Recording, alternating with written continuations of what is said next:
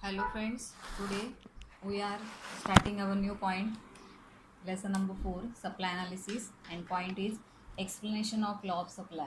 In this video, we will learn about the explanation of supply, exceptions to the law of supply, and variation in supply. So, first point is explanation of supply.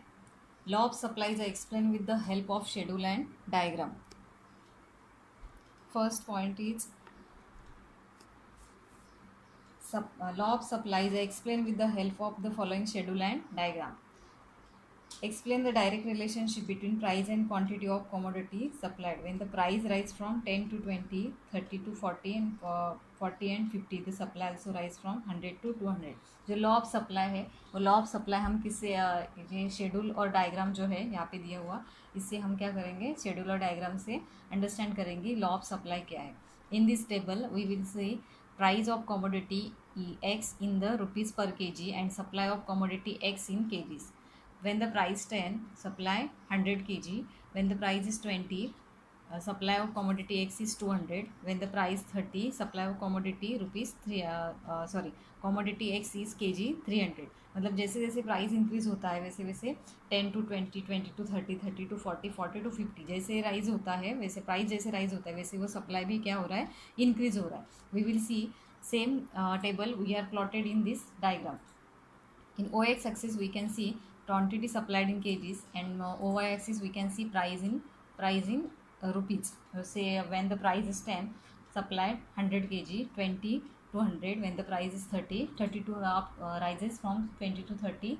Price is quantity supplied 300, and when the price is rise from 30 to 40, quantity supplied 400, and when the price rise from 40 to 50, the supplied of X commodity is also increases from 400 to 500. Means जो supply है वो supply commodity का price जो है, price और commodity का supply, इसमें जो रिलेशन है वो डायरेक्ट रिलेशनशिप है. इसलिए ये supply also rise from price fall also fall. This there is a direct relationship between price and quantity supplied, which shown in a following figure 4.4. So these are slope of SS is a supply curve upward from left to right. मतलब ये जो supply curve है वो क्या कर रहा है, upward ऊपर की तरफ, मतलब डायरेक्ट जो रिलेशनशिप है इसकी वजह से ये जो सप्लाई कर्व है वो सप्लाई कर्व ऊपर की तरफ जा रहा है, मीन्स अपवर्ड साइड में मूवमेंट हो रहा है. He is a positive slope indicate a direct relationship between price and quantity supplied. ये प्राइस और कॉमोडिटी का सप्लाई, इसमें जो रिलेशनशिप है वो कैसा रिलेशनशिप है, डायरेक्ट रिलेशनशिप यहाँ पे शो हो रहा है. This is a law of supply explained with the help of diagram. Next point is exceptions of law of supply. There is a 5 exceptions of the law of supply. First is a labor supply, second agricultural goods, third urgent need for cash, perishable goods, and last one is a rare good. We will see first is a labor supply.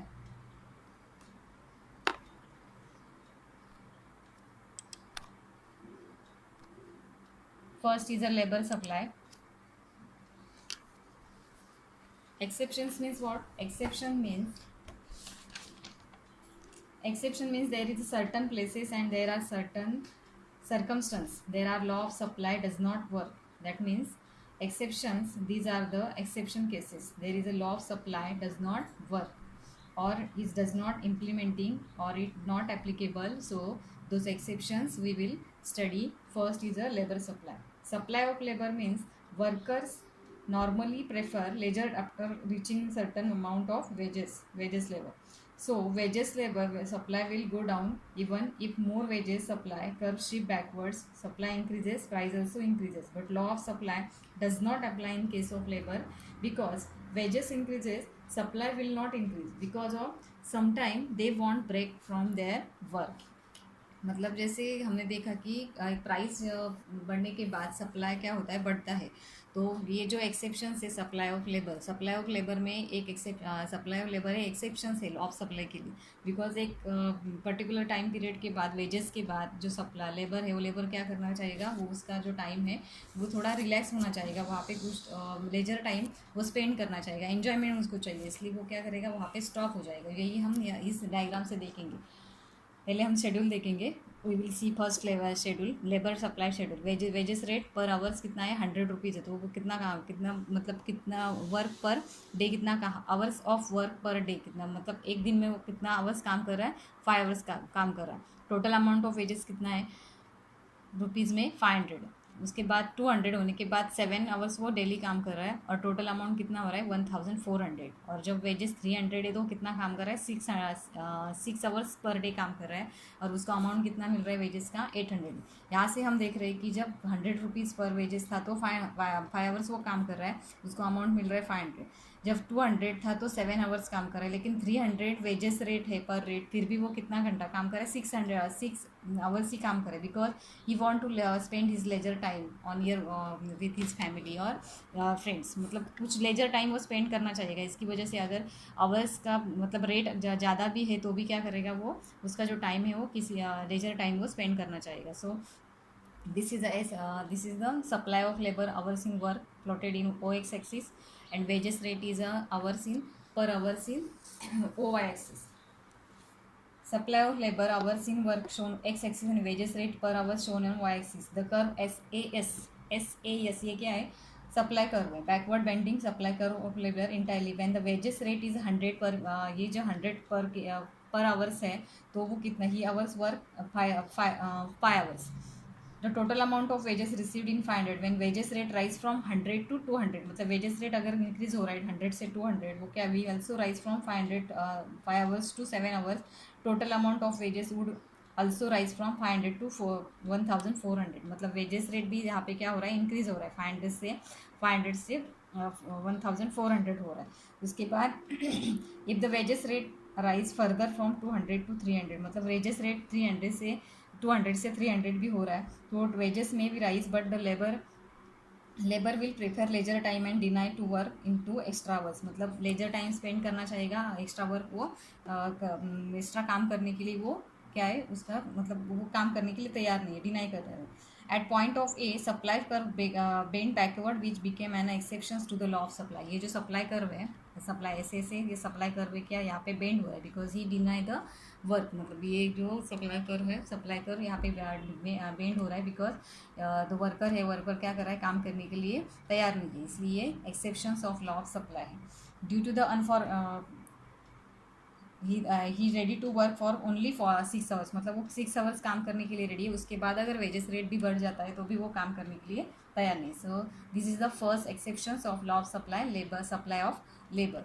Next point is agriculture goods. The law of supply does not apply on agriculture goods as they are produced in specific season and their production depend on weather condition due to the unfavorable changes in weather.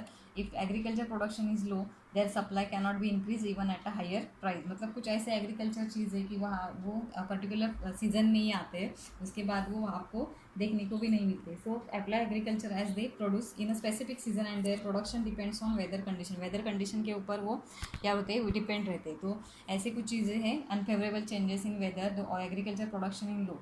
कभी कभी ऐसा भी होता है कि agriculture जो भी season है वो एग्रीकल्चर का सीज़न प्रोडक्शन वेदर अच्छा नहीं है, तो अनफेवरेबल चेंजेस की वजह से एग्रीकल्चर का प्रोडक्शन लो हो जाता है. Their supply can not be increase even at a higher price. अगर प्राइस भी हायर मिल रही मार्केट में, फिर भी हम उसका सप्लाई नहीं कर सकते because we can not produce in another weather. Unfavourable changes in weather increase at a higher price. Third point is urgent need for cash. Urgent need for cash means a business needs urgency need for funds. It sell out more of goods even at a low price. See when you have when you have, I saying I am waiting for tomorrow price and increase rupees 50. Day after tomorrow will rupees 18. I will not supply the goods tomorrow. It increase with the increased prices, but I want money today. I am a seller. I want money today, so I want urgent funds. So that case, I urgency. I supply whatever rates instead of running in loss of I supply and rate today because I want to the fund today right now. So that case, law of supply does not work and producer became ready to supply whatever rates, whatever price it is. So market price in his product today. So this exceptions of law of supply urgent need, मतलब जो businessman है, businessman को कभी कभी urgent need का cash होता है, वो ऐसा एक्सेप्ट नहीं कर सकता और फ्यूचर एक्सपेक्टेशन नहीं रख सकता कि मैं आगे जाके मुझे कल मुझे जहाँ पे 50 रुपीज़ पर केजी है वहाँ पे 60 रुपीज़ या 70 होने के बाद में मार्केट में सप्लाई करूँगा। बट अगर उसको अर्जेंट नीड है तो वो what ever price it is and वो क्या करेगा, उस प्राइस में उसका कमोडिटी का सप्लाई करता है। तो urgent need for cash is exceptions of law of supply. Third point is a perishables goods. In case of a perishable good, the supplier would offer to sell more quantities at a price avoids losses, for example vegetable, eggs and etc. Perishable goods means which goods not long last, some eatable goods they not very long lasting, fruits, milk etc. मतलब जो ऐसे perishable goods है कि उसको long last नहीं चलती, जैसे goods है सॉरी फ्रूट्स है, वेजिटेबल्स है, मिल्क, ये ऐसी जो चीज़ें हैं वो लॉन्ग लास्ट नहीं चलती। तो जो भी वो कुछ after some time they will, we cannot wait for 10 days, price will increase and then you will supply. If they spoil today, you will supply whatever prices, you just taking out the product, so law of supply will not applicable for the perishable goods, मतलब कुछ दिन के बाद ख़राब हो जाती हो। तो ऐसे चीज़ में हम ज़्यादा वेट मतलब प्राइस बढ़ने का वेट नहीं कर सकते। तो पेरिशेबल गुड्स में ये लॉ ऑफ सप्लाई वर्क नहीं करता है, एक्सेप्शन है लॉ ऑफ सप्लाई के लिए। Last is a rare goods. The supply of rare goods cannot be increased or decreased according to its demand. Even if the price rises, supply remain unchanged. For example, rare paintings, old coins, antique goods, etc. जो rare goods है कि वो बार बार आपको देखने को नहीं मिलेंगे, ऐसे गुड्स का सप्लाई हम मार्केट में, प्राइस अगर इंक्रीज भी हो गया है तो भी हम नहीं, उसका डिमांड अगर बढ़ गया है, प्राइस बढ़ गया है तो वो हम सप्लाई नहीं कर सकते, because they are very less amount available in a less amount. Decrease or according to the even if the price rises because unchanged. For example, rare paintings, old coins, antiques ऐसे goods है, इसका हम supply मतलब demand के according to demand या according to price बढ़ा नहीं सकते, क्योंकि वो इतना अवेलेबल, इतनी क्वांटिटी में अवेलेबल नहीं होता। तो these are the exceptions of law of supply. First was labour supply, second agriculture goods, third was urgent needs for cash, perishable goods and last one is a rare goods. Next point is variation in supply.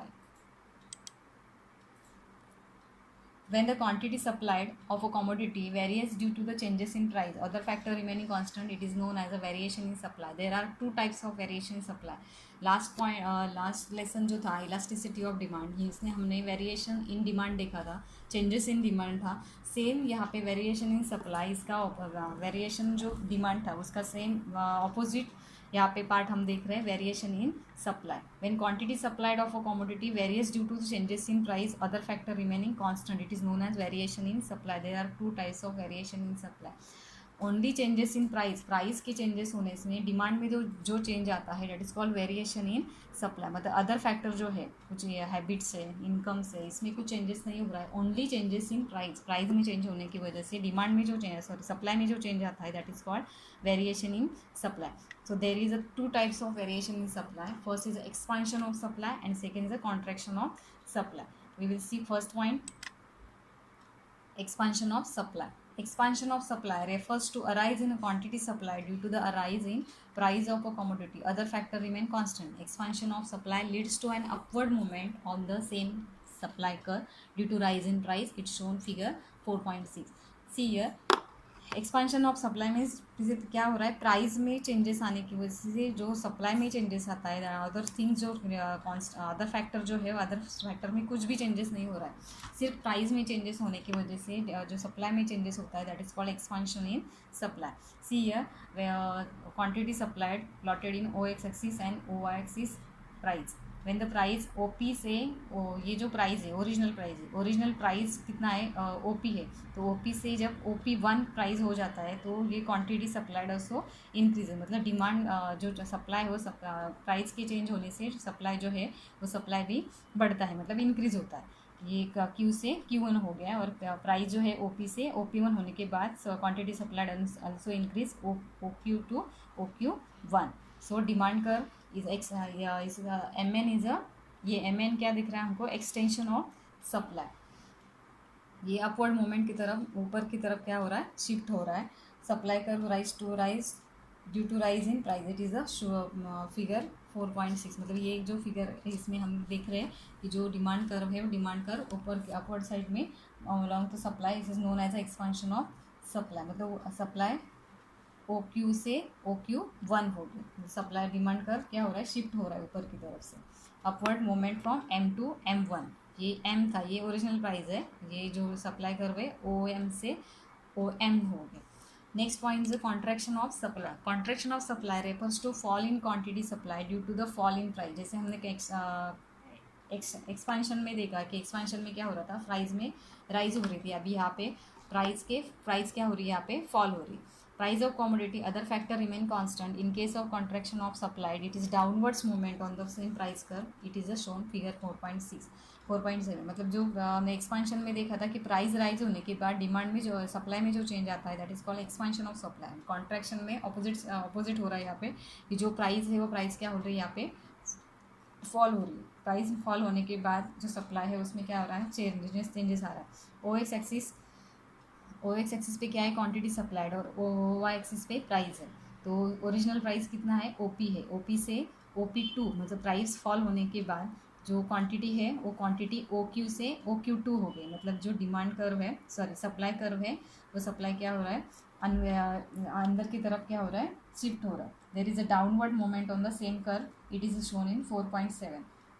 quantity supplied fall from OQ to OQ2 resulting in a downward movement from N to N, मतलब ये downward slow movement हो रहा है, N से M तक ये क्या हो रहा है, डाउनवर्ड्स हो रहा है, downwards from N to M on the same supply curve, it is known as a contraction of supply। इसको ही क्या बोलेंगे हम, contraction of supply। मतलब प्राइस पहले OP था, OP से प्राइस OP हो गया, समझो 50 था, 50 रुपीज़ था, अभी कितना हो रहा है, 20 हो रहा है। तो 50 से 20 रुपीज़ होने के बाद ये क्या हो रहा है, यहाँ पे कॉन्ट्रैक्शन, मतलब कॉन्ट्रैक्शन हो रहा है, मतलब कम हो रहा है। तो प्राइस और अदर थिंग्स रिमेन कांस्टेंट, जो अदर फैक्टर्स है इसमें कुछ भी चेंजेस नहीं हो रहे हैं, only changes in price fall होने के बाद जो सप्लाई में चेंजेस आता है that is called contraction of supply. So these are the